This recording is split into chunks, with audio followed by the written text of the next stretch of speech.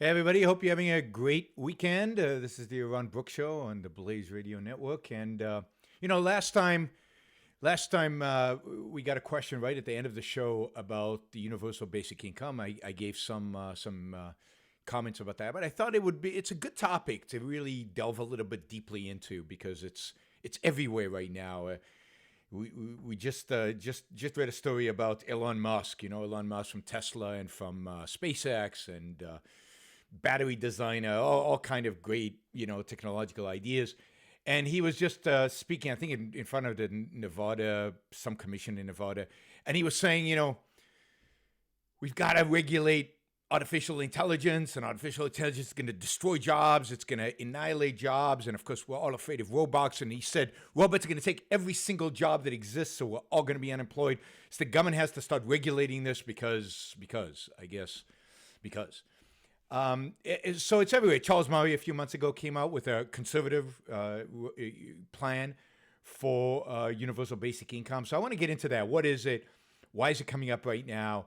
What are the advantages? What are the disadvantages? Where do you guys fall on the UBI? So if you have an opinion about the universal basic income, everybody gets a basic income. Everybody gets something. Charles Murray suggests $10,000. Every single person, adult, gets $10,000 a year from the government. What do you think about that? 888-900-3393.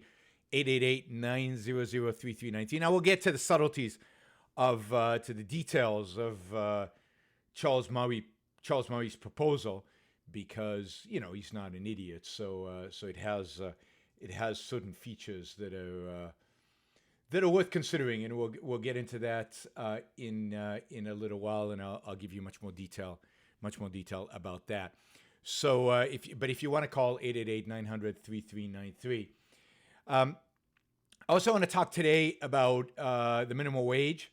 Again, a lot of stuff coming out about the minimum wage. Big study in Seattle a couple of weeks ago, but other stuff going on in terms of the minimum wage. A lot of cities continue to increase minimum wages to $15 an hour. Good, bad, mediocre. What is up with this? Why won't the minimum wage go away? Why won't the minimum wage go away? We'll talk about that. And then finally, I want to talk about Ayn Rand. And as many of you know, I am the executive chairman. I've been involved with the Ayn Rand Institute for many, many years. I used to be the CEO, now chairman. And Ayn Rand was in the news a lot this last week, a lot. So I want to talk about why she was in the news so much, what's going on, what were the topics that were being covered in the news. I was quoted quite a bit in two news stories, so I want to talk about that and what are the issues. But also Paul Krugman came out and lashed out at Ayn Rand, as he does about once a quarter. So is that a good thing, bad thing? What do we think generally about, what do I think? What do we think? What do I think about all this attention that Ayn Rand is getting in the press these days? So we'll talk about that as well. And so a lot to cover. What we won't talk about, because I have nothing to say about it. Well, I have something to say about it, but I just find it sickening and we're not going to talk about Russia and Trump. We're just not going to talk about that. You can read about that everywhere else, pretty much, nonstop, 24/7. Basically every major news outlet is covering that. You don't need to hear anything from me about it, although at some point I'll have something to say about it. But it's quite, it's nonstop. It's everywhere. Everybody's talking about this. It's kind of nutty. All right, so we're gonna cover all that. We're gonna start with. Let me just do something here. We're gonna start really with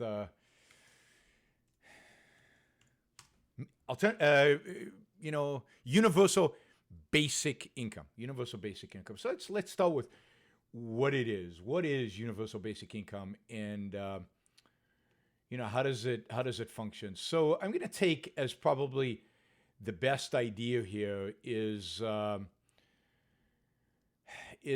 proposal made by Charles Murray. Now, Charles Murray is a pretty serious guy. Nothing Charles Murray suggests should be taken lightly.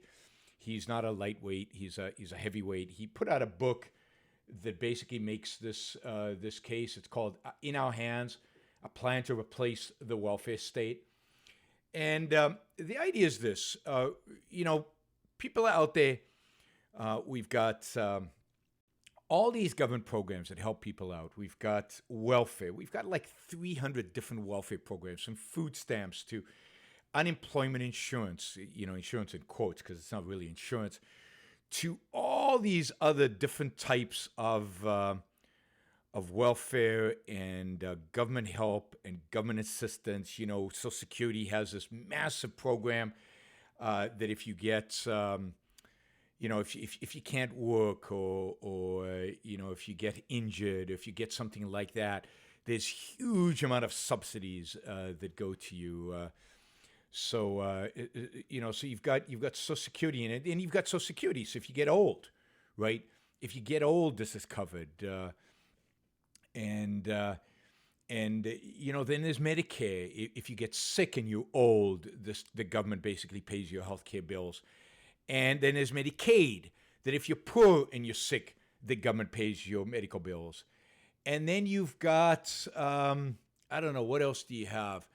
Well, you've got a million different things. You've got governments at the state level, at the federal level, redistributing wealth from some people to other people on just a massive scale and constantly, and in 100 different types of programs. It's not even one program. It's there's so many government agencies, from housing agencies that subsidize housing for the poor to all the different welfare agencies that exist out there. There are literally hundreds of programs.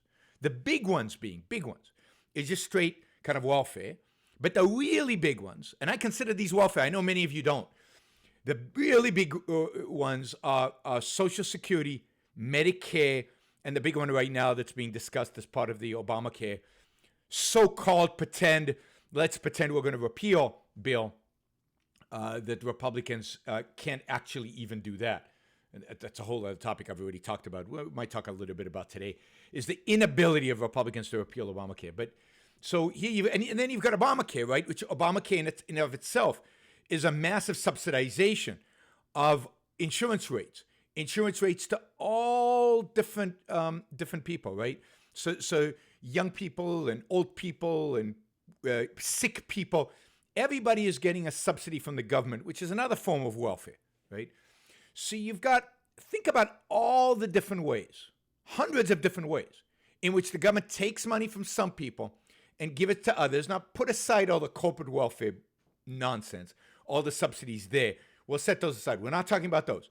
We're just talking about from person to person, redistribution of wealth, person to person, money taken from some and given to others, all in the name of helping the poor. And really, this has gotten pushed during two big pushes during three different administrations. During FDR's administration, when we got Social Security and we got much of the infrastructure of the welfare state. Johnson, where we got the war on poverty, right? And of course, what has happened since the war on poverty was started in the 1960s? Nothing. I mean, there's many people poor today as they were back then.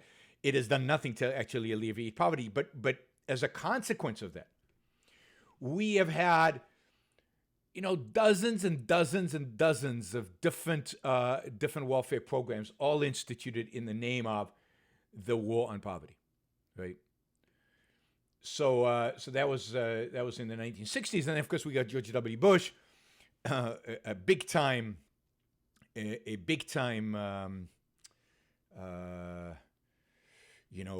welfare proponent. Who expanded Medicare through Part D of Medicare, expanded Medicare dramatically. And, again, Medicare is a massive welfare program. Now, some of you say, but I pay my taxes. So only a fraction of Medicare's true costs are being paid by you. But it's not your money is paying for your expenses. Your money is going into a pool that then is given to some people. It's a massive redistribution of wealth. Your money is basically given to retired people today. So Medicare is a massive redistribution program. You cannot get away from that. And the same with Medicaid and the same with Social Security. The Social Security Trust Fund has no money in there because all the money that you have given through your payroll taxes has been spent already. What does it mean it's been spent already? It's been given to people. It's been redistributed. All right. So all of this, so that's just to set a context, right? We have massive numbers of welfare programs out there. And UBI, at its best, under the Charles Murray proposal, which I think is the best of all of them, would replace all of them with a fixed sum, same sum that everybody gets. All right. You're listening to Yaron Brook Show. We're talking about UBI today, or one of the topics we're going to talk about. You're going to get a very unique perspective that you won't get anywhere else. Share it, link to this, get your friends to listen, get your friends engaged. You can call in 888-900-3393. We'll be taking calls after this break. You've been listening to Yaron Brook Show. So I'm seeing some chat here, and some people are trying to call in, and there's no answer.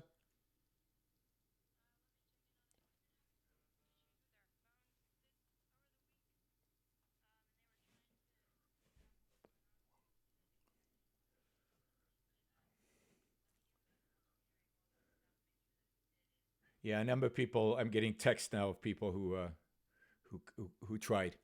So yeah, thanks.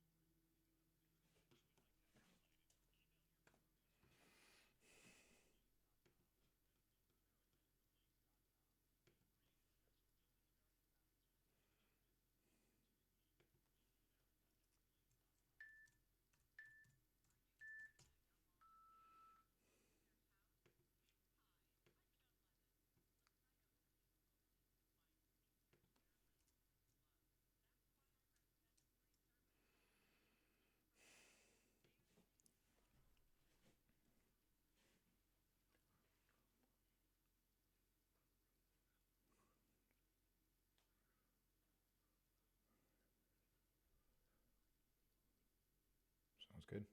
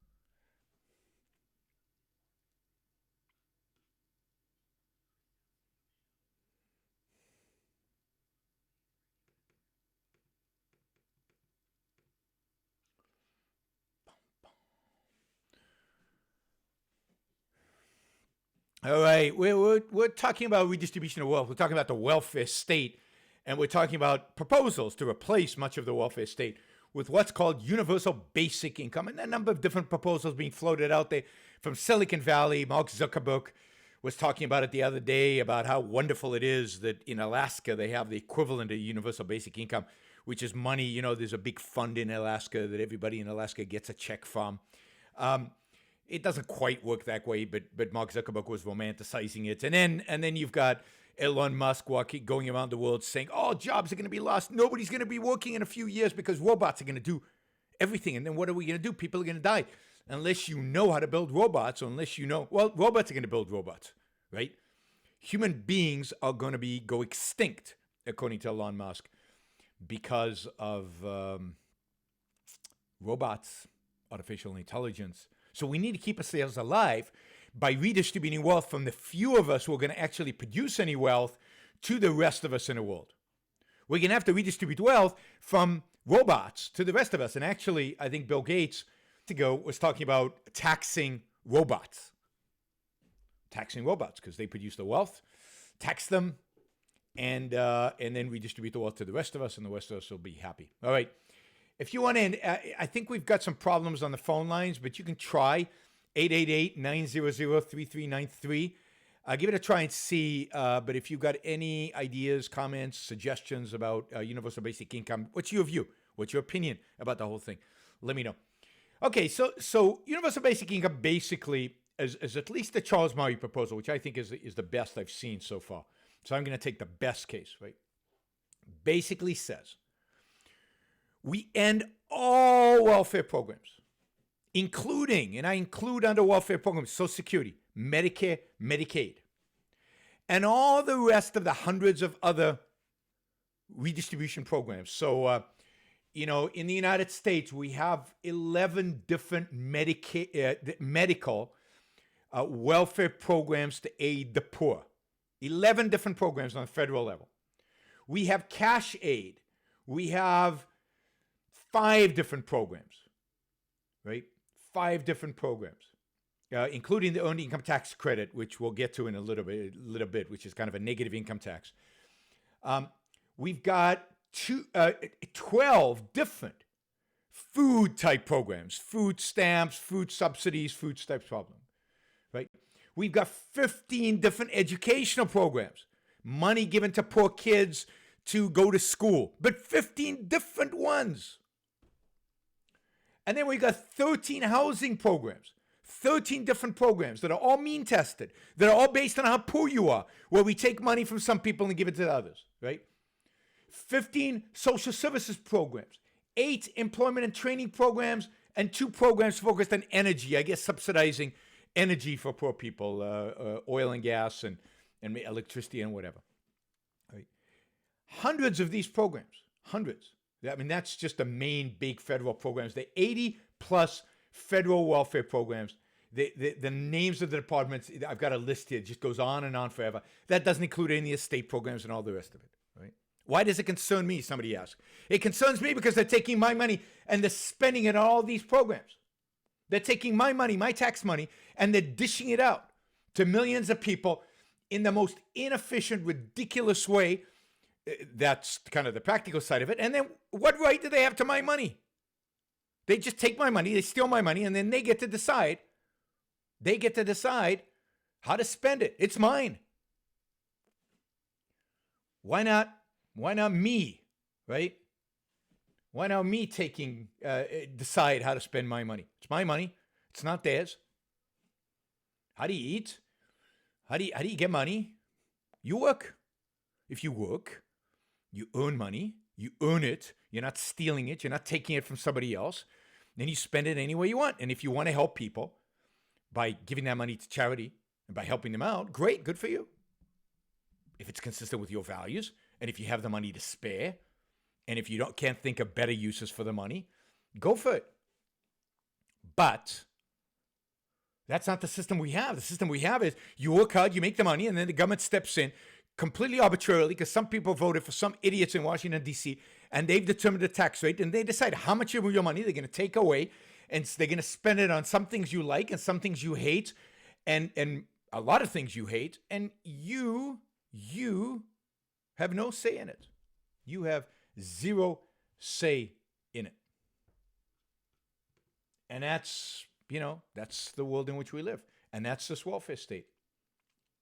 And it's so inefficient and it's so cumbersome. And think about the hundreds of thousands of bureaucrats working in it who could be doing something productive, actually creating wealth instead of redistributing it and sucking away their own salaries. And what Charles Murray suggests is very simple and very appealing to those of us who think the government is incredibly inefficient. And, they are, those of us who think it's immoral what the government is doing, but incredibly economically stupid and inefficient. One solution to that is to get rid of all these programs. Get rid of all these programs, and then instead just give people a check for a lump sum amount. In Charles Murray's case, it would be $10,000. Give everybody in the United States who's an adult $10,000. And they can do whatever they want with that money, but they're not going to get anything else from the government. That is it. And whether they have a job or not, they still get the $10,000. So it's not the case, like I've seen that often happens, that you have a job and you're making very little, let's say barely surviving, right?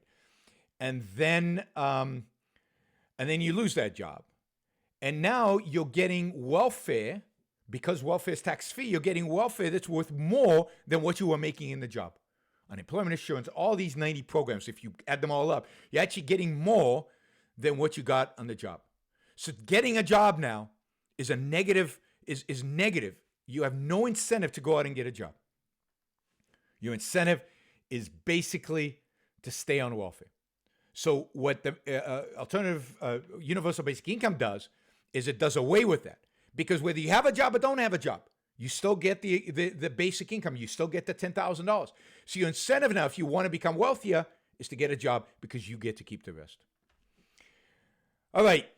So it's incredibly appealing, and we'll get to why it's appealing in a minute. We'll get to its advantages, and then we'll talk about the disadvantages, and then we'll get to see whether I think it's a good idea or not. Now, we do have Stuart on the line. We'll get to Stuart after the break that's coming up in just a few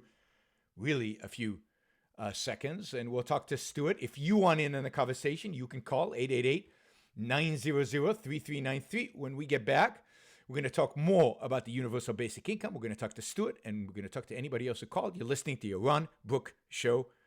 We'll be right back.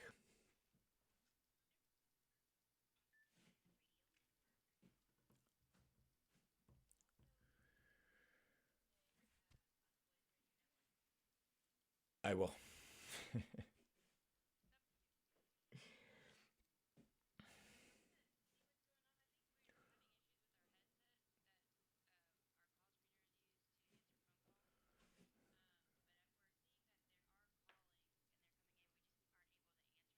I see. Maybe we could get a new headset. So I've got one caller on the screen thing. I've got Stuart. All right, good.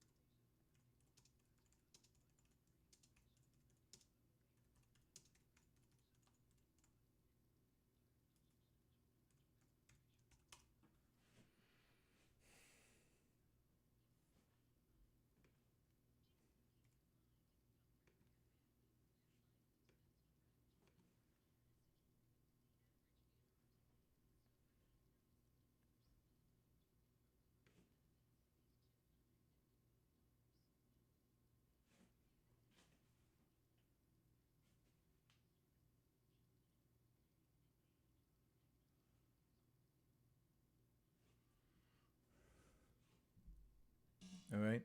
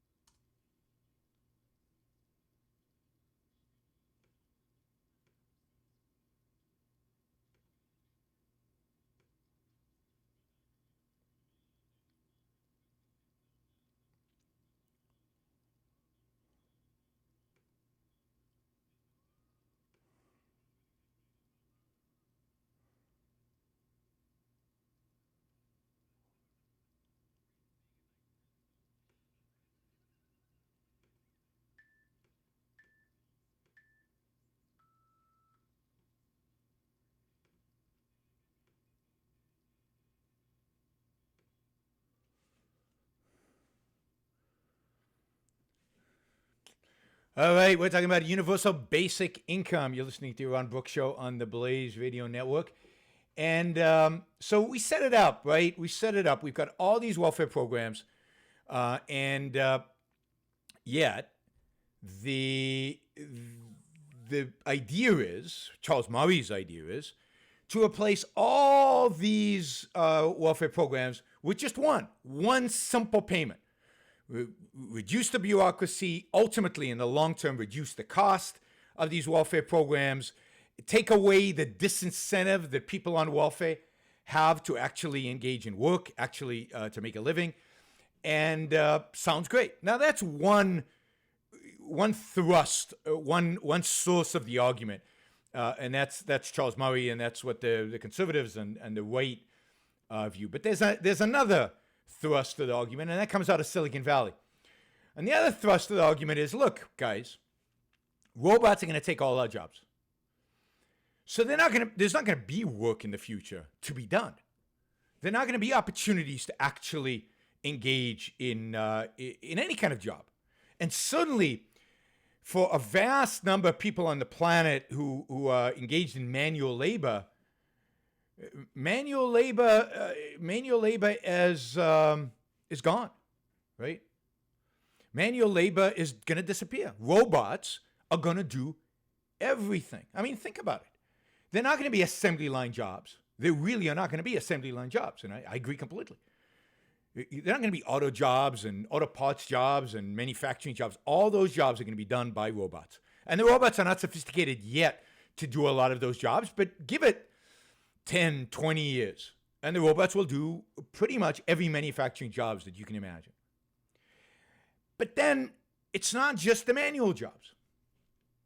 The whole area of what's called artificial intelligence is going to replace human beings in smart jobs as well, on figuring out the optimal way to design and construct an assembly line. I don't know that human beings do that today, never mind in the future. But here's one that I think is pretty amazing. There is software today that if you feed it in like MRI scans, is better at detecting certain cancers than any radiologist is. And you could imagine software 100 times more powerful in 10 years because the rate at which these things get better is exponential. A lot of technology today follows Moore's law. Moore's law is that, that the rate of, the speed of computer processing, computer programming, doubles every, I forget how many years Moore's law is, but it's an exponential, dramatic growth. Maybe somebody in one of the chats can remind me what Moore's law does in terms of growth. So imagine this software, the smart software, the software that can analyze huge quantities of data, software that can actually learn in a sense from the data. Moore's law is every year it doubles, right? So imagine the growth path when that happens, and you can see it actually happening in computer processing power. Somebody else says 2 years. All right, when you guys decide whether it's a year or 2 years, let me know. We've got conflict on the chat board.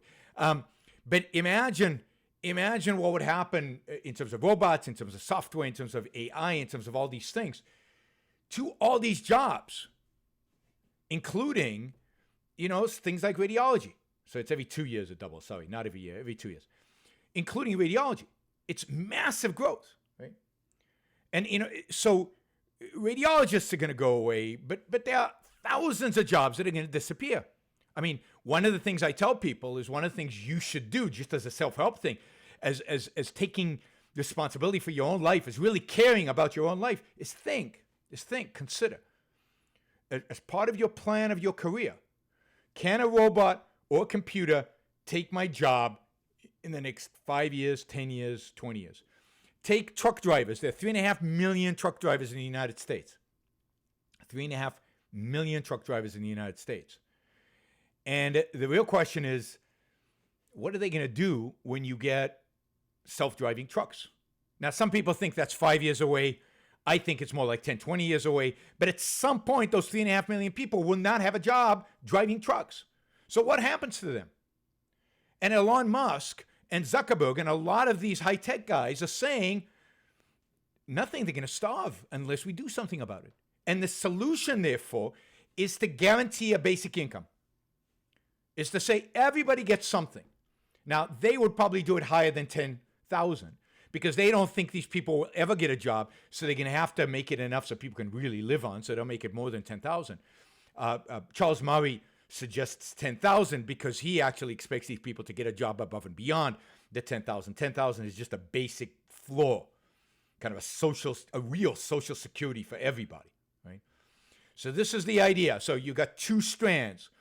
A very kind of strand that comes from the high-tech industry, primarily held by people who have more left-leaning views, and that is the idea that people are just not going to have jobs because of robots, because of artificial intelligence. And then you have a whole strand that comes more from the right, more for conservatives, although a lot of the left supports this as well, that just as a way of being more efficient in replacing welfare, we've got to take care of people, we've got to give them some basic way of living. The system we have today is going bankrupt, and it is going bankrupt. This country will be bankrupt because of Social Security and Medicare. It's going bankrupt so we can simplify it, we can cut costs, we can cut bureaucracy and make it more efficient and take away the disincentive that people have when they're on welfare to get a job. All right, so that's where we are. Let's take Stuart. Let's take a call from Stuart quickly. And then we're going to take a break, and then we're going to go back to a further discussion of the advantages, disadvantages of this kind of scheme. Hey, Stuart, how's it going? Aloha. Go ahead.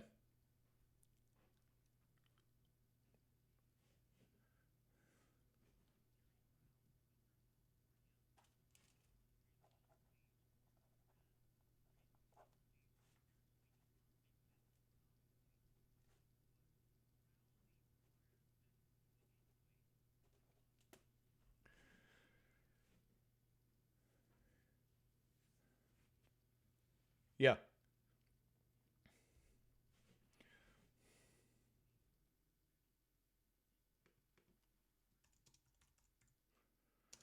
I know you're right, but I'm going to defer that question to the second part of the show after I finish talking about universal basic income. I'm going to talk about minimum wages, and this is a great point you bring up about Governor Brown, California's governor, saying, because some people maybe didn't hear you, saying that the minimum wage doesn't work economically, but morally we're obliged to do it, which is so perverse and so distorted and so nuts that I'll talk about that when I talk about the minimum wage. So thanks, Stuart. Thanks for bringing that up. I appreciate it, but I want to wait with the minimum wage discussion until after I finish the discussion of UBI. All right. We've got some stuff to say here about UBI, so let's finish with that. Stuart, thanks for the call. All right. So we've talked about what it is, what UBI is. We've talked about why it's coming up. Charles Murray, people say our system currently is inefficient, it's going bankrupt, and this Silicon Valley say all jobs are going to be replaced by robots, AI. Is there any truth to those claims? One. Two, if we instituted UBI, what are the advantages? What are the disadvantages? And bottom line, good thing, bad thing, we're going to cover all that on the Yaron Brook Show right after this break. You're listening to Yaron Brook Show on The Blaze.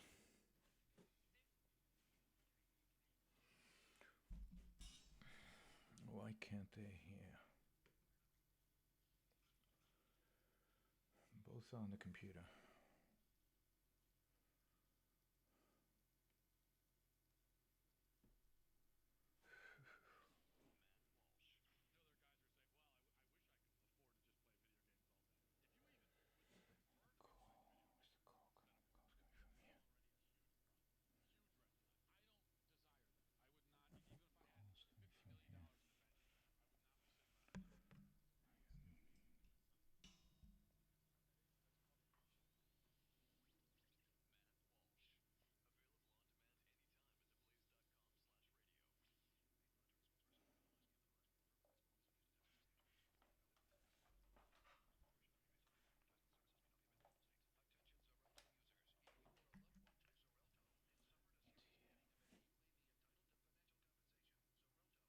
Popular prescription blood thinner used to prevent blood clots and protect patients from strokes. These serious bleeding events have led to numerous cases of hospitalization.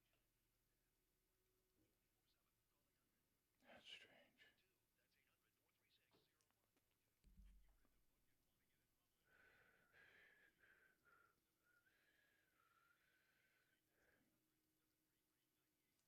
Page Publishing is looking for authors of all types of books. And unlike most publishers, Page Publishing will take the time to review each and every book submitted to them and give you their feedback. If they like what they read, they'll get your book into bookstores and for sale online at Amazon, the Apple iTunes Store, Barnes & Noble, and other outlets. They handle everything: editing, cover design, copyright protection, printing, publicity, and distribution. So if you've written a novel, children's book, cookbook, inspirational work, poetry, or a biography and want to get it published, then you need to call Page Publishing and do it immediately. Call 800-733-9813 now for your free author submission kit. Again, for your free author submission kit, call 800-733-9813. That's 800-733-9813. Your road to fame and fortune could very well start with this simple phone call. Call Page Publishing at 800-733-9813 for your free author submission kit. How do we free more people than ever before? Weeknights on the Blaze TV. If I have to pay for your birth control pills, I think at the very least, you should be forced to pay for my ammo. It's Glenn at 5 p.m. Eastern. We're sticking by our values. We're going with our principles. Followed by Dana at 6. The left doesn't know how to react, so they're having a little tantrum. It's a 1-2 punch of conservatism. That wasn't a Muslim ban. This is a cultural war. Weeknights beginning at 5 p.m. Eastern on the Blaze TV. If your credit card bills have gotten out of hand, call Consolidated Credit now. If you're making the minimum payments, but your balance Consolidated Credit now. If the interest rates on your credit cards are so high, it will take years to get out of debt. Call Consolidated Credit now. 800-294-1788. They've helped over 5 million people with credit card debt. They can consolidate your debts into one lower payment, reduce your interest rates, and get you out of debt fast. If you're struggling with credit card debt, Consolidated Credit Programs will teach you how to get out and stay out of debt. Call 800-294-1788. 800-294-1788. That's 800-294-1788. Consolidated Credit Counseling Services Incorporated, 5701 West Sunrise Boulevard, Fort Lauderdale, Florida, 33313. Not a loan company. Licensed by the New York Department of Financial Services and by the Vermont Department of Financial Regulation. Maryland DM 19, Oregon DM 80031. Services are primarily educational in nature. If you're 85 or younger, would you like peace of mind and comfort for your family? We're Final Expense Direct with an urgent message for you. The average funeral today costs over $8,000. $255. How will your family pay the difference? We can help. Our senior plans start as low as just $1 a day and pay up to $30,000 for a funeral and other final expenses. Peace of mind is 62 a comeback. medical exam. You'll have lifetime coverage, and your plan can't be canceled as long as you pay your premiums. Call now for free information about our senior plans. Answer a few simple questions and receive approval right on the phone. Plus, call right now and we'll give you a discount prescription card for free. Call 800-556-4921. That's 800-556-4921. Again, 800-556-4921. 30. This is the Blaze Radio News. I'm Robin Walensky. Every morning on the Blaze Radio Network, Robin Walensky delivers the news updates you... I'm hearing myself in the programming in queue. Am I supposed to? Gillibrand has blood on her hands. And with an eye on your money, conducted over 6,500 hundreds rallying in front of Democratic news updates you need to know every morning with Robin Walensky. This is news on the Blaze Radio Network. Truth lives here.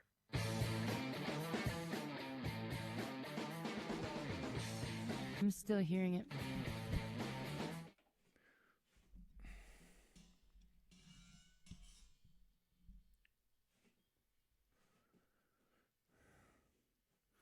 All right, we're talking about the universal basic income today, and it's why it's in the news, why people care about it, and what its advantages and disadvantages. So let's go quickly over its advantages, and it has some pretty significant advantages. I think the biggest advantage is it gets rid of this unbelievable bureaucracy that's involved in welfare. It gets rid of all these pressure groups, of all the people who are lobbying and pushing for this little welfare program versus that little welfare program. And let's be clear, what Charles Murray is proposing is actually a constitutional amendment that prohibits any other welfare program from being passed other than this universal basic income. So it replaces everything. It gets rid of Medicare and Medicaid and Social Security and all the food stamps and food programs and, cash programs and education, education grants and housing and all the different things. And it's replaced with one thing. So it means getting rid of bureaucrats, hundreds of thousands probably of them. It means increasing efficiency, but more importantly than anything, in my view, and I don't think Charles Murray really talks about this much, is getting rid of the pressure groups, getting rid of the lobbying, getting rid of the constant, I want this and I want that, and I want to go after these guys, and the constant haggling and constant warfare that the current welfare state creates. The welfare state, as it is today, is a system of pressure group warfare. This pressure group is trying to steal my money. And this pressure group wants more of my money than that pressure group's. And they're fighting between each other for my money and your money, and to raise the taxes on all of us, to take all of our money. And these days, because of the debt, they're really arguing about our children's money and our grandchildren's money. And they're fighting with money, and they're fighting with votes. And they're fighting, in a sense, in the streets by threatening politicians, by threatening us, the people with the money. So the system we have today is basically, gang warfare out there. It's pressure group politics. And this is what you see with all these different factions, with all these different lobbyists. In each little group, in each little program, has an army of lobbyists, an army of supporters, an army of people that rally around it. And take Medicare. Medicare is an old people's program. Old people love Medicare, and old people vote. So you can't touch Medicare because old people vote, and they threaten congressmen that if they don't protect Medicare, they're not going to get their votes. And there's a massive lobby organizations in Washington, D.C., just dedicated for Medicare. And then Medicaid has its constituency, and then doctors have to decide whether they benefit the most. And the American Doctors Association has to decide where they're going to get the most goodies from which program should they support. And why is it so hard to get rid of Obamacare right now? Among many things, one of the reasons, maybe not the primary reason, is that too many people are making money off of Obamacare right now. And they don't want they don't want it to go away. It's a goodie. It's a goodie that they want to keep.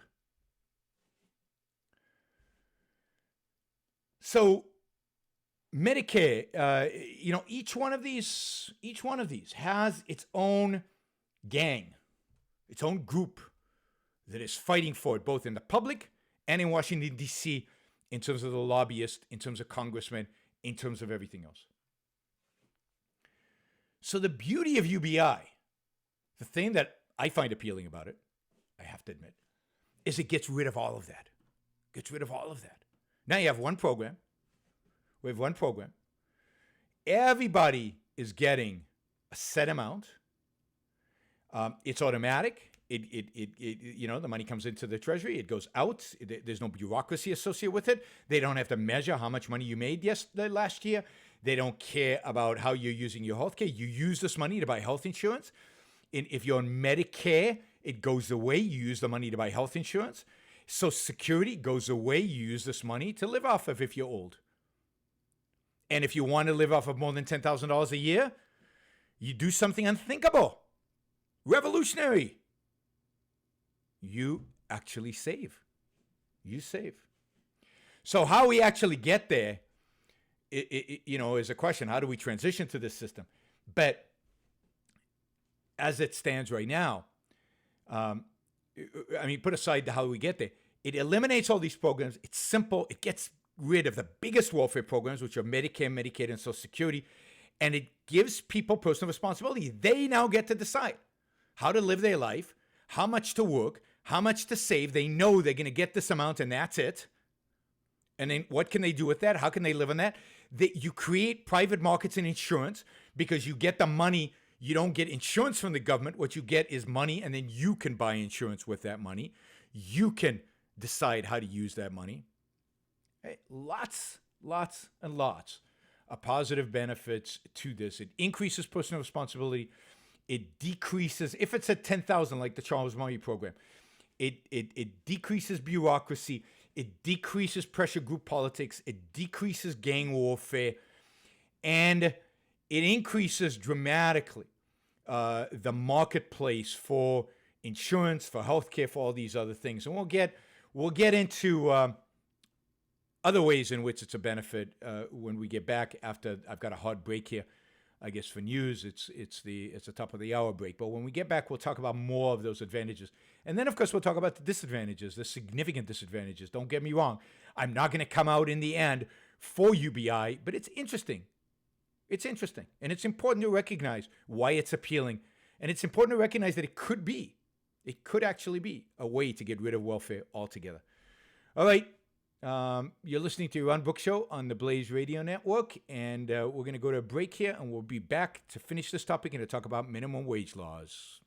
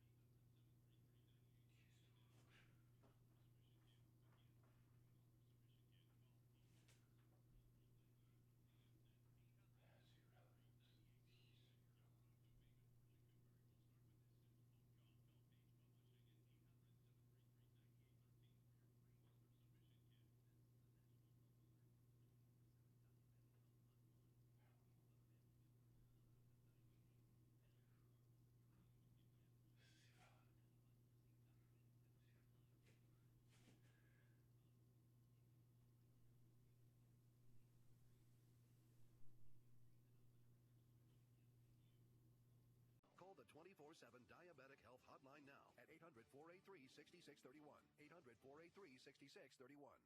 The Yaron Brook Show.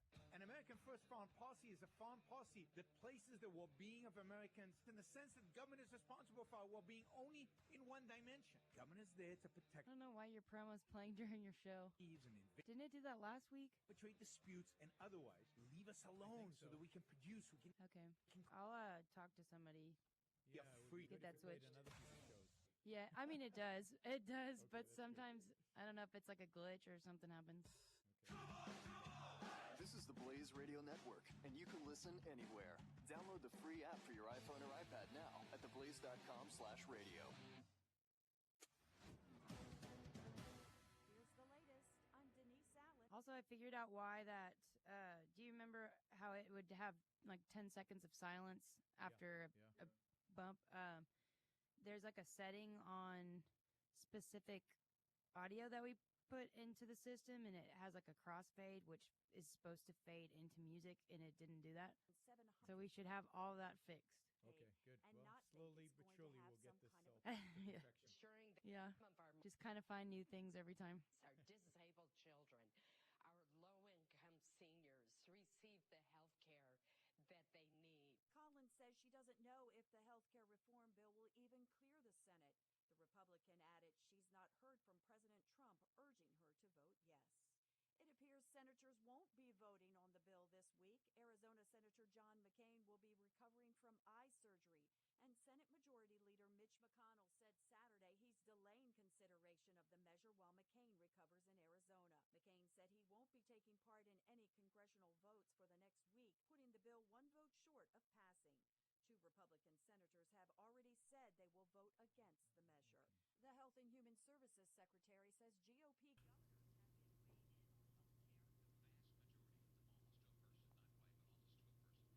What they need is flexibility. Tom Price said today on ABC This Week his department is going through all the rules of the bill and determining whether it helps or harms patients and if it increases or decreases costs. Authorities believe flash flooding killed 7 people near a central Arizona swimming hole. 3 others are still missing. Gila County Sheriff's deputies say a group of 14 people were swimming in the area when they were swept away by floodwaters. The investigation remains active today as the search for the missing continues. That's the latest. I'm Denise Allen, Membrano.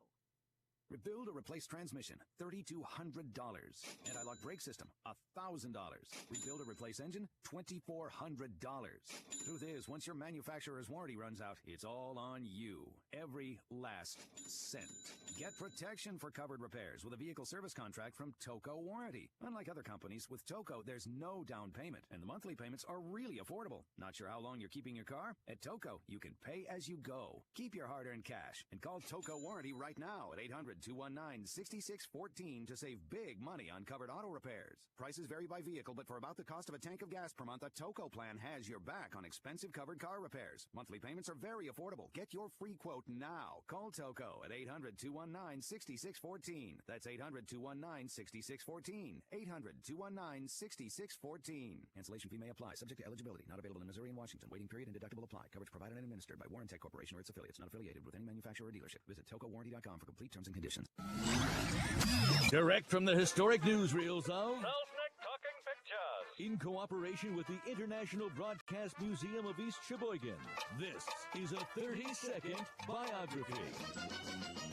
Few people know that the beautiful Darrow Hannah was almost named Darrow Hanna-Barbera because of the doink doink doink noise that was made when her parents pushed on her soft spot when she was a baby. The star of the big screen and mugshots across the country starred in such classics as Blade Runner, Splash, Steel Magnolias, and as the one-eyed assassin in Kill Bill. In 2013, she revealed when she was a child, medical professionals recommended that she be institutionalized and medicated, which explains her dating Neil Young. This has been a 30-second biography, brought to you by The Blaze Radio Network. Do you love all things Glenn Beck? Would you like to know what's always happening in the world of Glenn? Get the inside scoop by signing up for the free Glenn Beck newsletter. You'll get Glenn's take on the news of the day, show recaps, exclusive videos, special offers, and much more. Get Glenn Beck delivered straight to your inbox. Visit glennbeck.com/newsletter and sign up today. That's glennbeck.com/newsletter. Paid non-attorney spokesperson Adam Pulaski of the Pulaski Law Firm with principal office in Houston, Texas is the attorney responsible for the content of this ad. This ad is not legal advice, and the choice of a lawyer should not be based solely upon advertisement. Services may not be available in all states. Attention Xarelto users. If you loved one took Xarelto and suffered a serious bleeding event, you may be entitled to financial compensation. Xarelto is a popular prescription blood thinner used to prevent blood clots and protect patients from strokes. These serious bleeding events have led to numerous cases of hospitalization and even death. Phone lines are open 24/7. Call 800-436-0142. That's 800-436-0142. 62, come back. Card bills have gotten out of hand.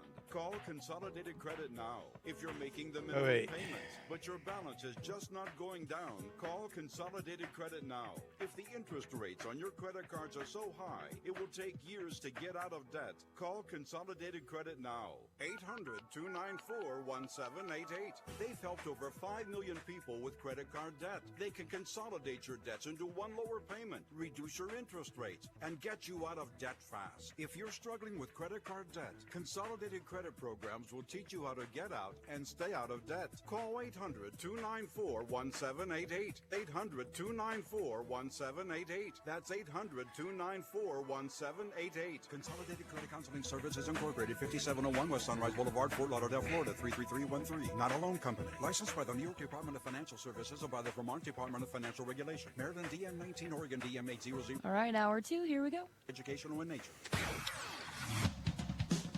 Welcome to a discussion of radical fundamental principles of freedom, rational self-interest, laissez-faire capitalism, and individual rights. The Yaron Brook Show starts now. All right. Welcome to hour 2 of the Yaron Brook Show, and sound here sounds weird. All right. We are going to be talking about UBI. Are you getting weird sound?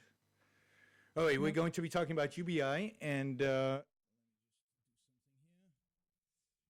minimum wage, and we'll see what else we can fit in. It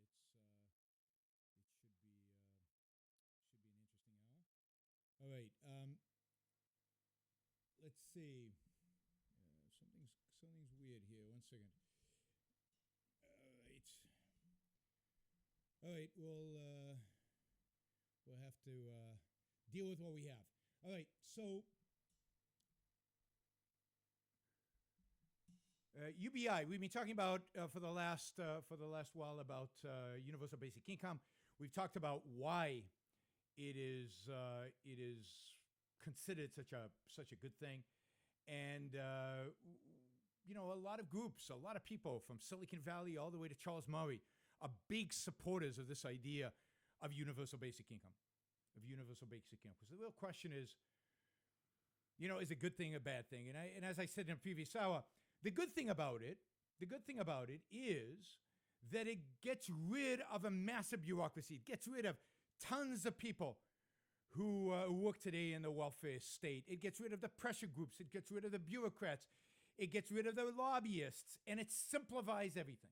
It simplifies and makes far more efficient everything. And it's also true that if jobs completely did disappear, which I think, by the way, nonsense, but we'll get to that, then it will give people some basic income so they don't all just starve, right?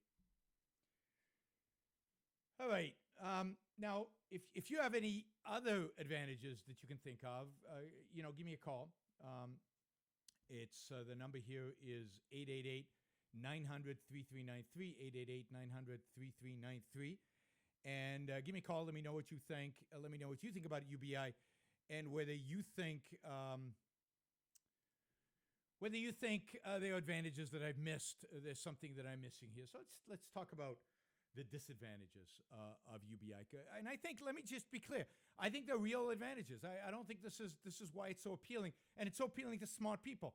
It's so appealing to people who want to see government become more efficient. And of course, this is part of the problem. What happens when government becomes more efficient at violating our rights? What happens when government becomes more efficient at taking our money away from us and redistributing it? And at the end of the day, that's what would happen. It wouldn't stop the taking. It wouldn't stop the redistribution. It would make that redistribution more efficient, less, if you will, offensive, less disturbing. One of the best things about the welfare state today is that it's going bankrupt. And as I said before, Social Security and Medicare are going to drive us into bankruptcy. And that's a good thing, because it's going to force us to confront the issue of redistribution of wealth. It's going to force us to confront the issue of handing people handouts and what that does to the people you're handing the money to. Because one of the things all proponents of welfare ignore, and certainly the UBI people ignore because they want to do this on steroids, is the damage you do to people when you tell them, don't work, you don't need to work, here's a check, forget about taking care of yourself. Don't be ambitious, because this is enough money to take care of you. Now, the advantage of Charles Murray's $10,000 is it's not really enough, and so there would be some incentive to work. But don't work too hard. Don't be too ambitious. Don't want to make too much money. This is enough to live on. It's a universal basic income. Why try for more than that? Think about what that does to a human spirit, what that does to a human being. The fact is that part of where we get our self-esteem, part of where we get the confidence to be alive, to enjoy our life, to get a sense of belonging on this planet, in this world, it comes from our capacity to know. It comes from our knowledge, not really capacity. It comes from our knowledge that we can take care of ourselves, that we feed ourselves, that we put bread on the table, that we feed our family, that we take care of their needs. And it used to be their needs were just bread on the table. But today their need is an iPhone. And tomorrow their need will be a robot, a personalized robot. And our self-esteem as human beings, and therefore our happiness as human beings, comes from the knowledge that at whatever level, it is our work, it is our own ability, it is our own efforts, it's in our own mind, our own thinking, that provides for people, the people we care for, and most importantly, for ourselves. Think about somebody poor, before the welfare state existed, who worked for a living, never made a lot of money. Think of those European immigrants who came in the 19th century, barely survived, but they did survive. Maybe they were farmers in the Midwest. Maybe they were working in the east side of New York at some manual job or a little store or something, and they barely survived. But you know what? Every day, they put food on the table for their families. Every day. They put some money aside for their kids' future education. Every day. They invested in their own future in one way or another. So every day, they work to make their lives slightly better.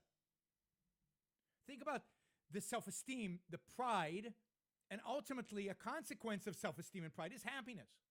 You can't get self-esteem without taking care of yourself. We can't get self-esteem without the knowledge that you can survive in this world, that you can thrive in this world, that you can take care of yourself and the people you love, the people that you're responsible for. When we get people welfare, we are destroying their capacity to happiness. We're destroying their capacity to have self-esteem. Now, once in a while, you'll hear a story where welfare helped somebody get over a bad spot and ultimately they succeeded in life. J.K. Rowling of Harry Potter fame comes to mind. Sure. But that's the exception. That's not the rule. You hear much more about generations that have been on welfare, about people who don't go to work because they get food stamps, they clobber together all these different welfare checks and they manage somehow. And think about the incentives where we don't save anymore because of Social Security, and we don't think about our healthcare needs and costs and relationships because we have Medicare and because the government's going to take care of our healthcare. And socialized medicine would make that 1,000 times worse. Think about the fact that we are abandoning the responsibility of our own lives because we're letting government take care of it through the welfare state.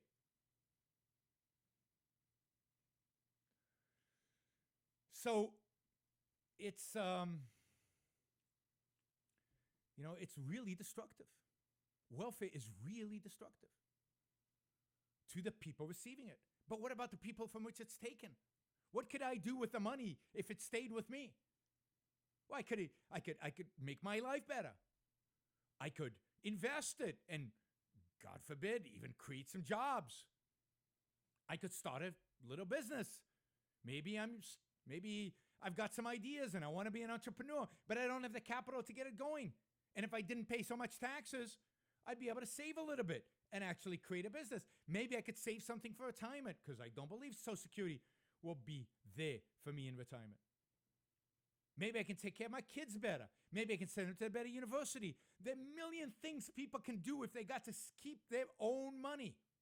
And maybe I would give some of that money to charity to help the J.K. Rowlings of the world, the people who really get into bad lot and really have the ambition and the skill to be successful. Because you know what? In a truly free market, I would not give charity to everybody. I don't believe everybody deserves charity. I don't believe it's because somebody needs stuff, they deserve my help.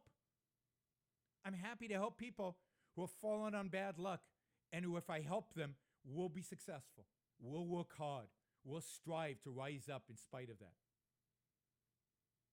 But I don't want to help everybody. The wife beating drunk deserves to stay poor, deserves to have nothing.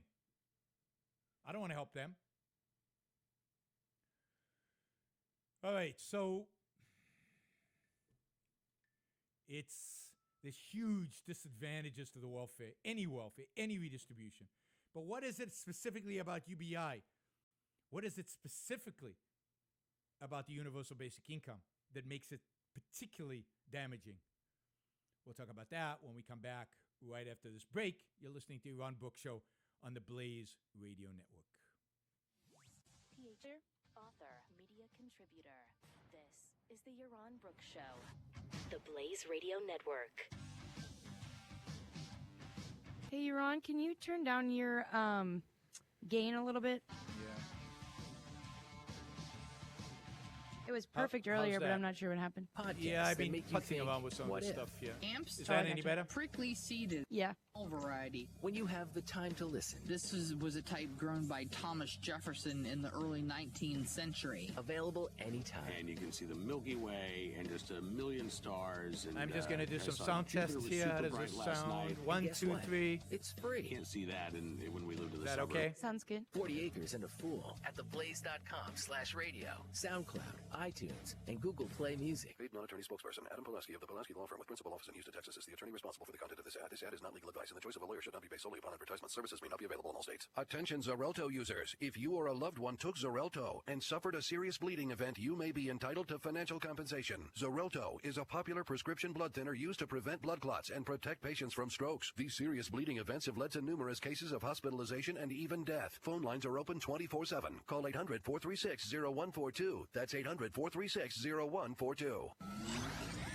Direct from the historic newsreels of Selznick Talking Pictures. in cooperation with the International Broadcast Museum of East Sheboygan, this is a 30-second biography. Bill Clinton's brother from another mother and member of the English Parliament, the funkadelic singer George Clinton was famous for putting nanoparticles of quantum physics into modern dance music with such super hits as Atomic Dog, Spooky Action at a Distance, and Schrodinger's Cat, which won for Best R&B Single in 1983 and was later re-released as General Tso's Chicken in Your Grocer's Freezer. George Clinton was once rumored to have solved Einstein's unified field theory, but couldn't read his handwriting the next morning when he sobered up. It was at that point that George decided to give up the funk. This has been a 30-second biography brought to you by The Blaze Radio Network. The Yaron Brook Show. What kind of farm policy will protect the lives and property of Americans the best? And my view is, you don't tolerate people who are trying to kill you. You crush them, you destroy them, and you come home. You don't need to build democracies. You don't need a Marshall Plan everywhere you go. You deal with the enemy if they're truly an enemy. The Yaron Brook Show. Sundays 2 to 4 Eastern on the Blaze Radio Network.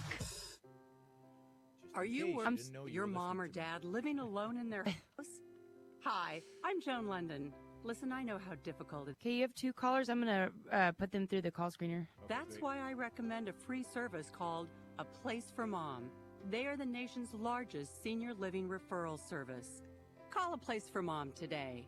To receive free information on senior living communities in your area, call A Place for Mom at 1-800-803-6951. A Place for Mom offers free one-on-one advice from local advisors and a personalized list of senior living communities you can visit. If you have questions about senior care for your mom or dad, there's a place for answers, A Place for Mom. Call A Place for Mom in the next 10 minutes to get your free ebook on financing senior care as well as free information on senior living communities in your area. Call 1-800-803-6951. That's 1-800-803-6951. Don't miss the Chris Salcedo Show. 32, come back. Years of promised repeal, the Republican Party has given us a repair of Obamacare. The phrase has been used, well, it's not perfect, but it's the best we can do. Well, that I believe. This current crop of leaders can't do freedom and liberty. We may look back on this time and find it was the beginning of the end of the great American experiment. The Chris Salcedo Show. Weekdays at 3 p.m. Eastern on the Blaze Radio Network.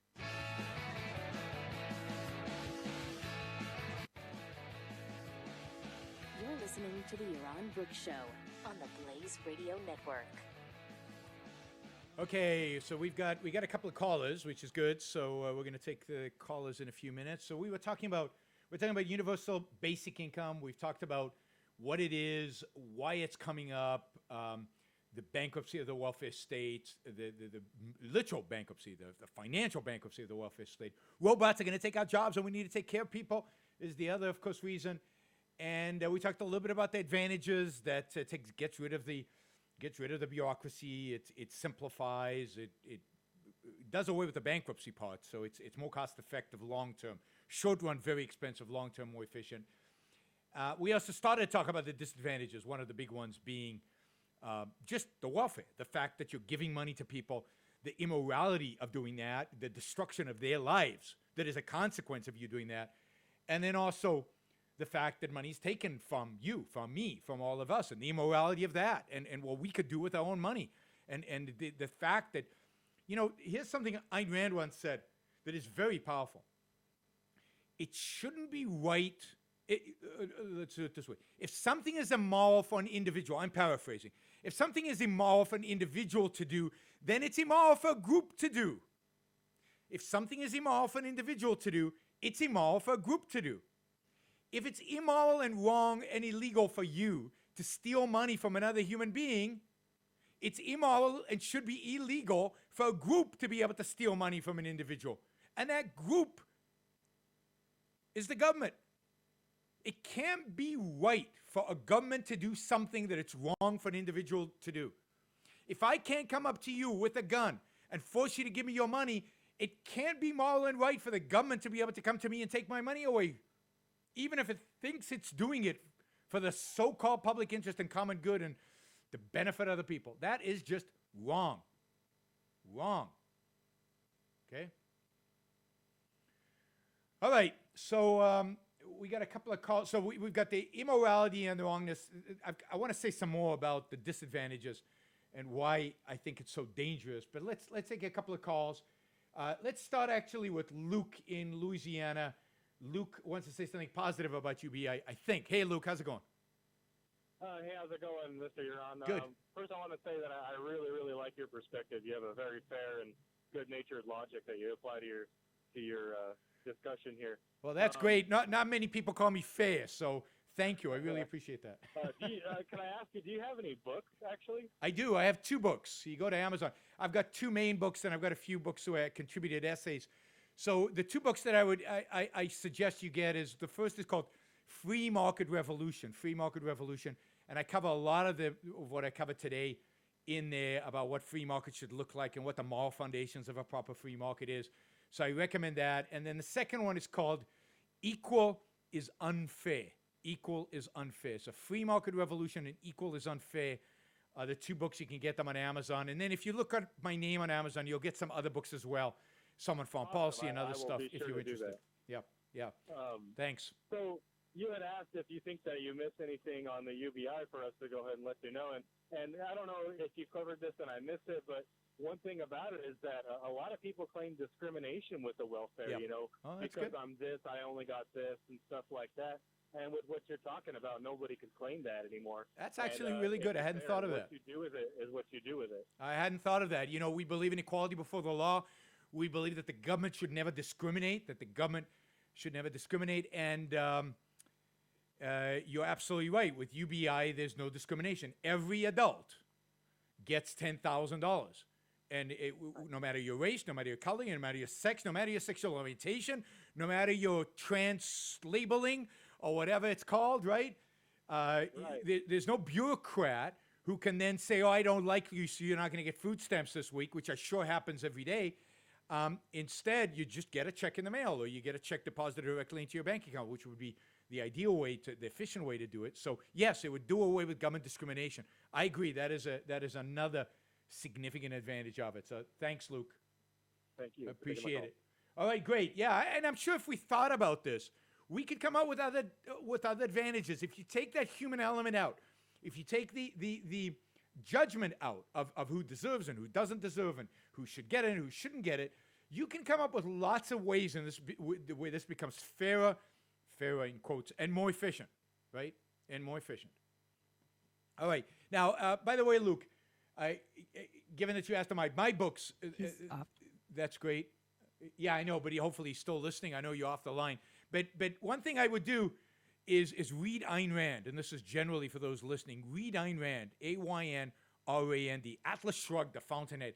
Everybody, there shouldn't be an American who hasn't read those books.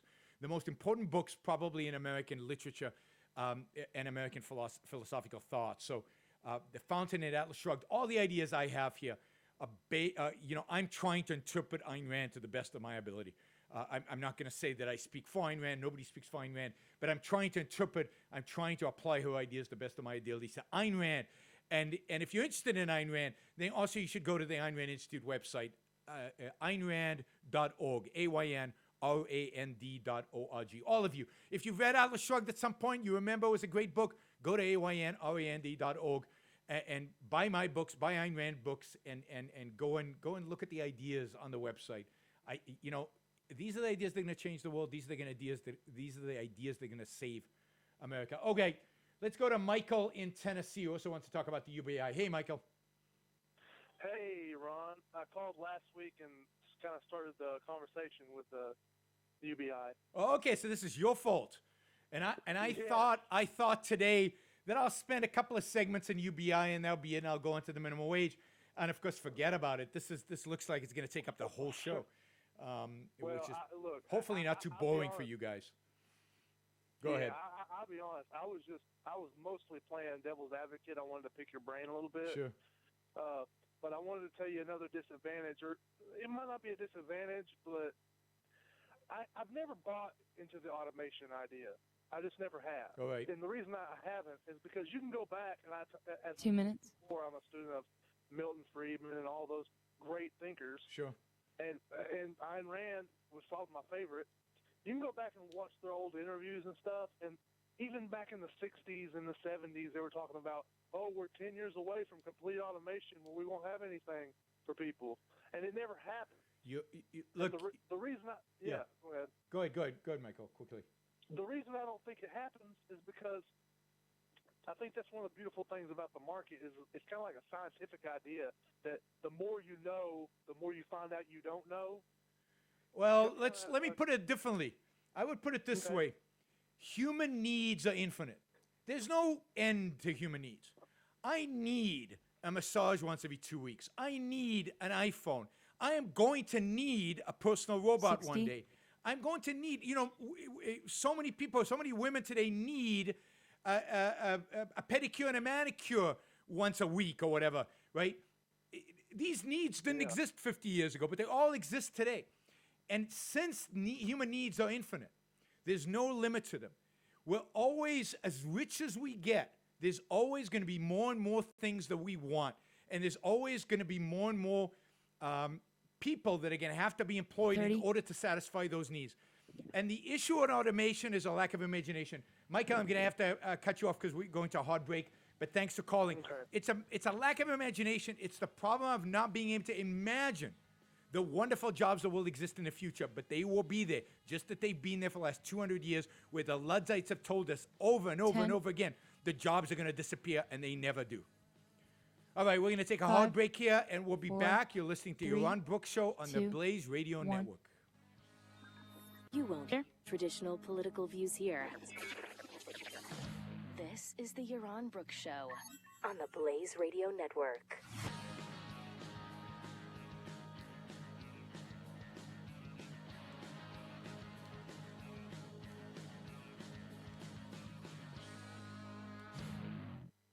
If you're not sure when you should listen to the Blaze Radio, here are some ideas.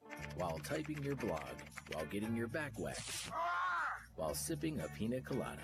Pretty much any time is a good time to listen to the Blaze Radio. Check out our live shows, the Blaze Radio Network and the Jeff Fisher Show, podcasts. This is Zudy Jasser. Welcome back to Reform This. And on-demand programming. Here we are, back together again, the Rabbi Daniel Lappin Show. All at theblaze.com/radio. Non-attorney paid spokesperson.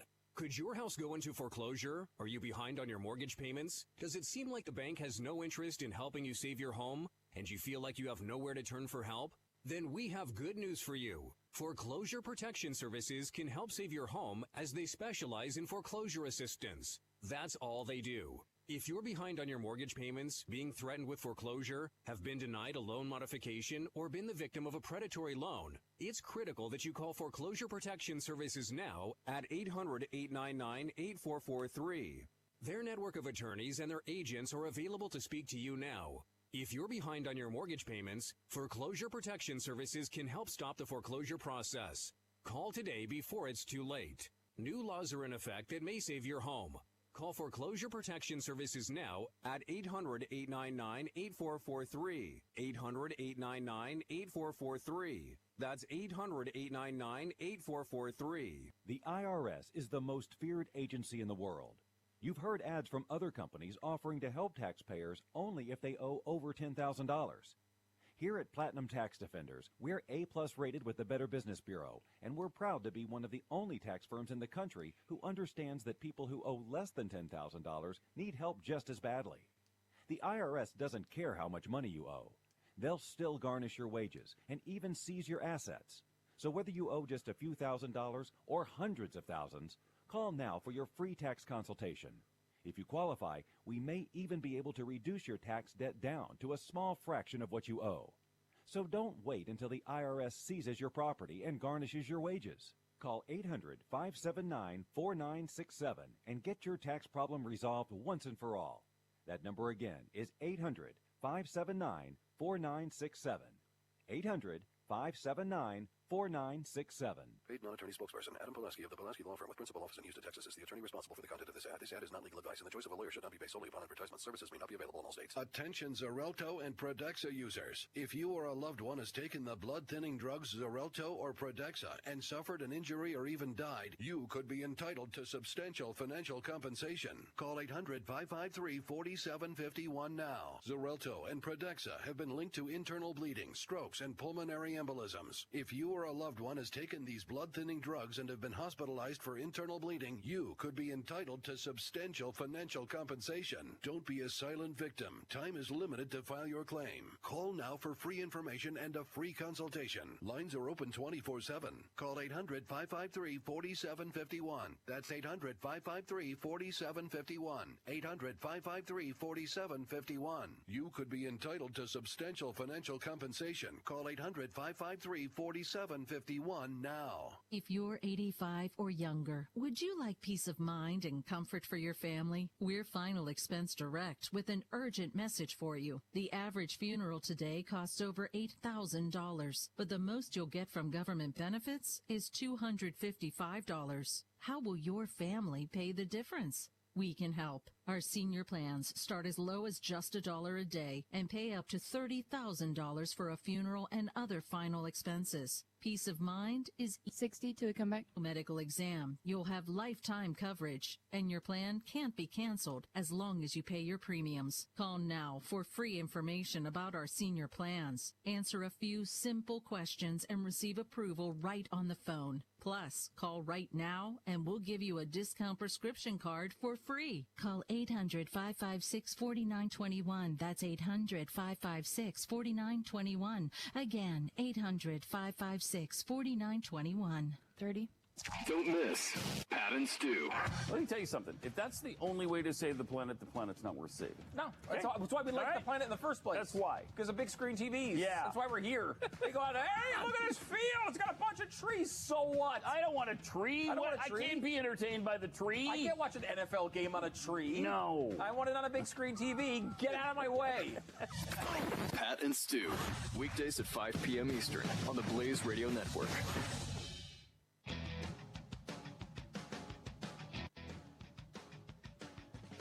Yaron Brook. All right, this show is basically turned into a universal basic income show. We're doing the whole 2 hours on this. Who would have thought? I always think, I'm not going to have there's not that much to say about this, and the time just runs like that. And with the commercial breaks and everything, there's really only about an hour, 15 minutes. But a whole hour, 15 minutes just in universal basic income, whoa! I mean, it's a lot. So I apologize. We will get next week, I guess, to the minimum wage. I'll talk a little bit about Ayn Rand in the news towards the end of the show, but I want to wrap up this universal basic income, at least in this segment, and leave a little bit of time for talk about Ayn Rand in the New York Times this week. So advantages, simplicity, getting rid of inefficiencies, getting rid of the human factor, lack of discrimination, all of those good things. That's all good. That is all that are all advantages to UBI. We talked about robots, and really I think this is the hubris and the arrogance of Silicon Valley, that they think this time it's different. Every other time in human history, technology has created more jobs than it's destroyed, but this time it's going to be different. This time, jobs are going to be destroyed, and there's going to be nothing to replace them. And yeah, some jobs are going to be destroyed. Many jobs, maybe even most jobs are going to be destroyed. But there are going to be so many more jobs created in fields that we are too ignorant today and don't have enough imagination today to actually imagine. But they're going to be there because human needs. I mean, who could have imagined that we would live at the standard of living we live today, and we would need all the things that we need today, that we would consume all the things we consume today 50 years ago, 100 years ago, 200 years ago? Almost nobody imagined it. Not in the detail. No way. So 20, 30, 40 years from now, when we're that rich, when robots are creating so much wealth, I mean, whoa, we will want personal, and maybe we'll work a lot fewer hours, and we'll have hobbies, and those hobbies will require employing people. So maybe we'll only work 10 hours a week. Who said 40 hours a week is the right amount? I mean, why a 2-day weekend? Why not a 3-day weekend? Who knows what the right level of work is for any given human being at any given point in time? And who knows what kind of hobbies we could have, how many careers we could have, how many things we could be doing in life. I truly believe you need a central career in life. But that central career, there's no time limit on what that central career would be, on how much of your life you need to invest in it in terms of time. And not only that, we're going to be living to 120, 150, 200 years old. I truly believe that. Hopefully, if everything, if we get the robots, and if technology is allowed to advance, and if we don't regulate the life extension businesses out of existence, we're going to live long. So there are going to be many careers, many things to do, and lots of opportunities for people to fulfill our needs through their employment, through their idea of new services and new things to do.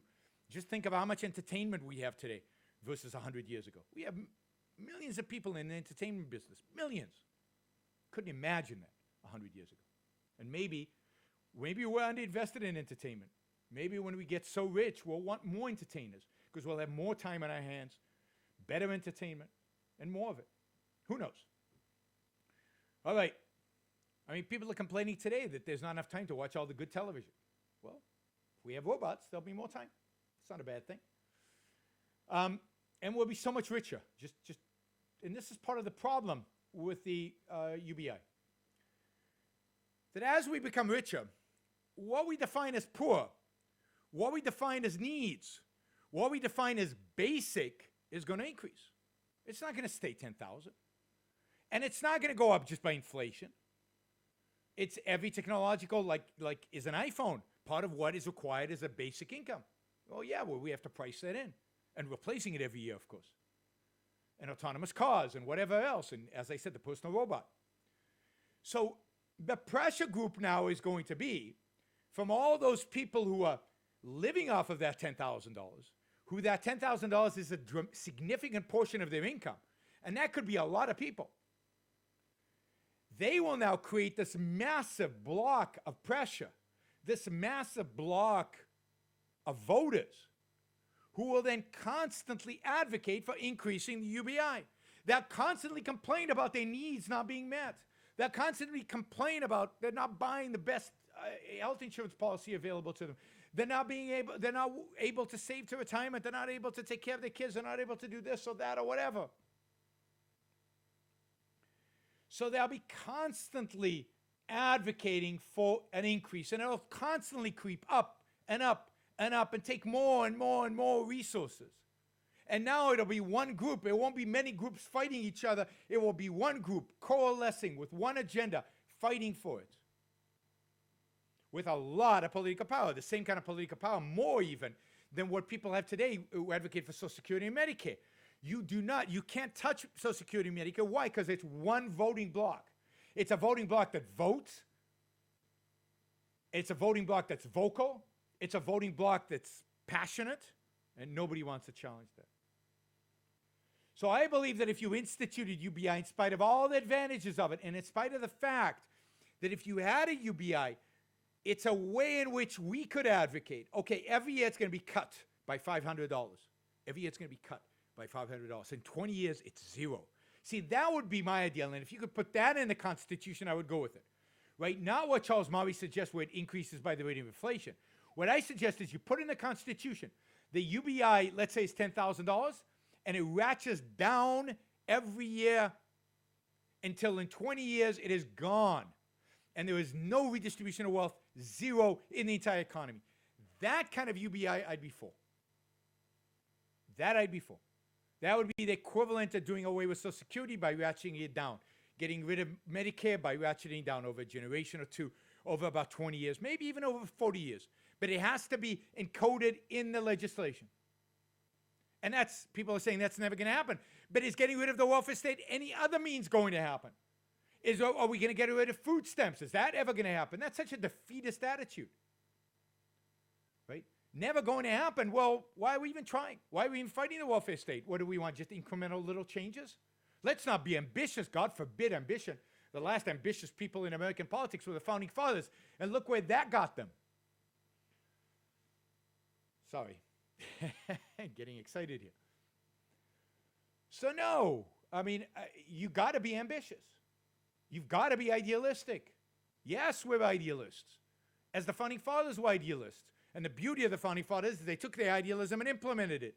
And it's time for us to intensify the fight so that we can take our idealism and implement it. Our idealism, indeed, is more consistent with than the Founding Fathers, and is consistent with the Founding Fathers. More consistent than and consistent with than any other ideology. So, yeah, let's bring back the Founding Fathers. Let's bring back the sense of self-responsibility. Let's get rid of the welfare state. And UBI, with a ratcheting down every year, might be the most effective way of getting rid, finally, completely, of the welfare state.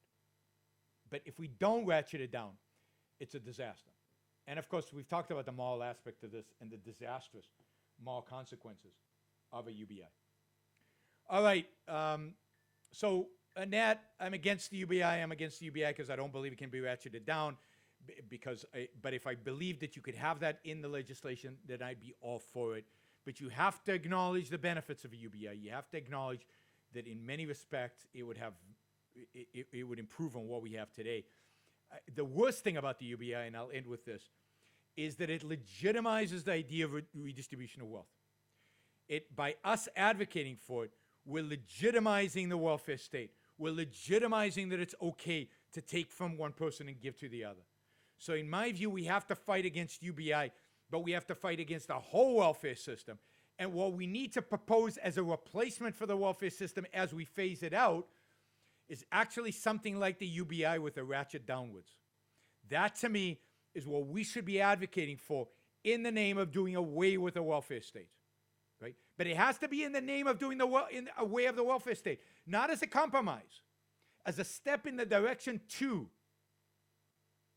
not as a way to benefit the recipients, but as a way to get rid of welfare altogether, forever, completely. All right, so UBI has benefits, it has disadvantages, but if we have a clear goal of getting rid of welfare state completely, then UBI could be a method to get us there. All welfare, including UBI, are immoral. But if we're going to get to the point where we don't have any welfare, there has to be a transition. There has to be a transition. You can't just end Social Security, Medicare, Medicaid, and everything tomorrow. There has to be a transition. UBI is a good way to transition from where we are today, a UBI with a ratchet down, to a completely free moral society in which there is zero redistribution of wealth. All right, you are listening to Yaron Brook Show, and we're going to be right back after some messages, pay the bills and everything. We're on the Blaze Radio Network. Talk to you soon. Clear? Is the Yaron Brook Show. The Blaze Radio Network.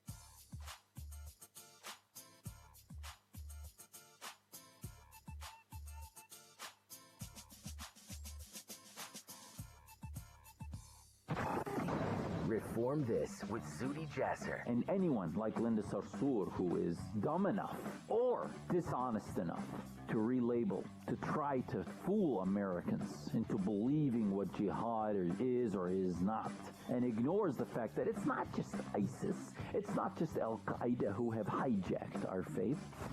Reform This on demand.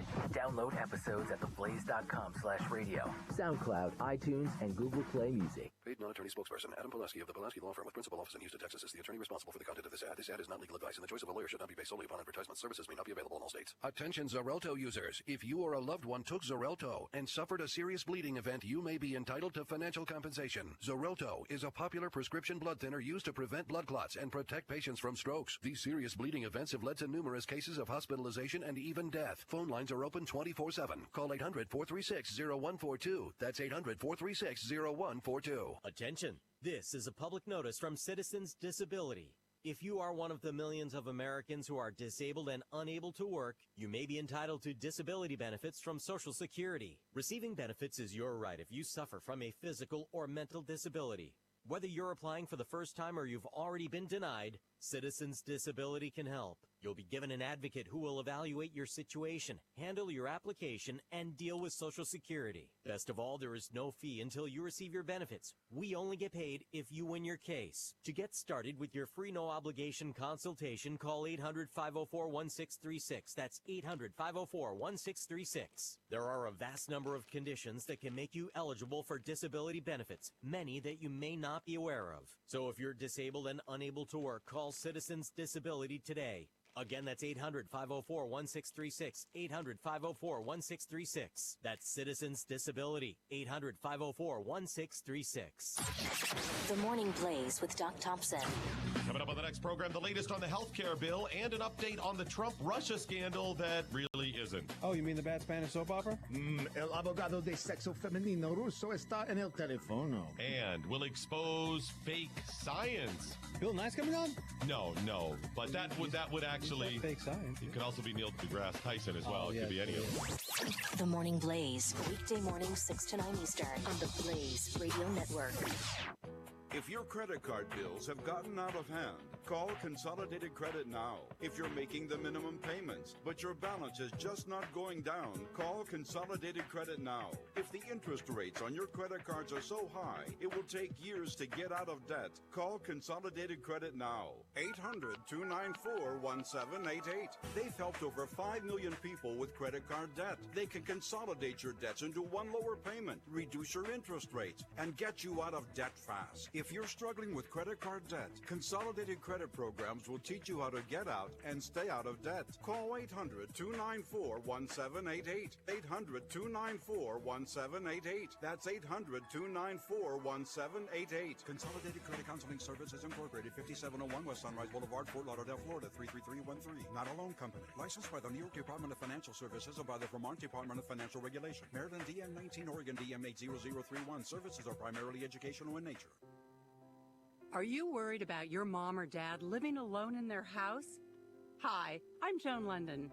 Listen, I know how difficult it is to find senior care for someone you love. That's why I recommend a free service called A Place for Mom.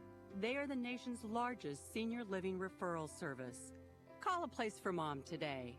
To receive free information on senior living communities in your area, call A Place for Mom at 1-800-803-6951. A Place for Mom offers free one-on-one advice from local advisors and a personalized list of senior living communities you can visit. If you have questions about senior care for your mom or dad, there's a place for answers, A Place for Mom. Call A Place for Mom in the next 10 minutes to get your free ebook on financing senior care as well as free information on senior living communities in your area. Call 1-800-803-6951. That's 1-800-803-6951. 30 to become late to your life. Well, it's one thing if the kid says he's a girl, but if he really says he's a girl and he says it a lot, well, then that means that he actually is. Available anytime. Until, God willing, he grows older and sees that his mom's a lunatic.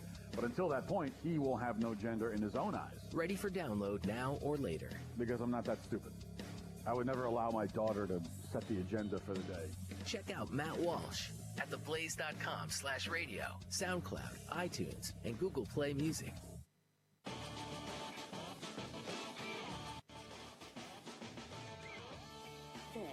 This is the Yaron Brook Show.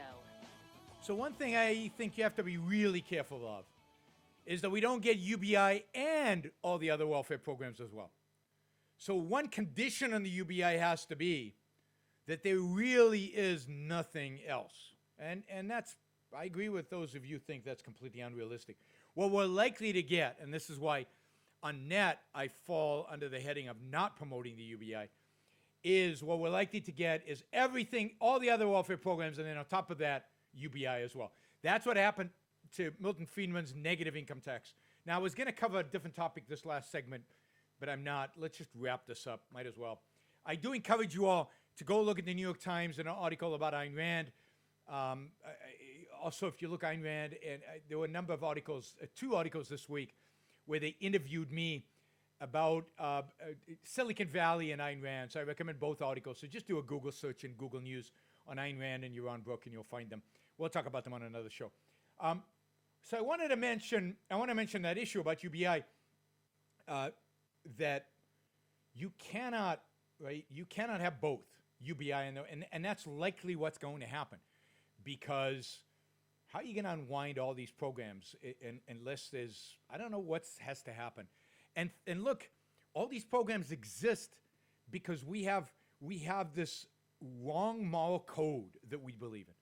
We have a moral code that says that other people's needs is a claim on our time and our money on us as human beings. And I got a comment here by George, and I can't pronounce, Christodopoulos, something like that, from Greece.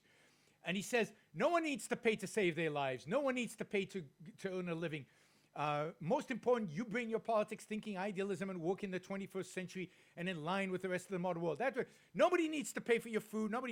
You don't need to do that because we're so rich, we could just hand it out to people, right?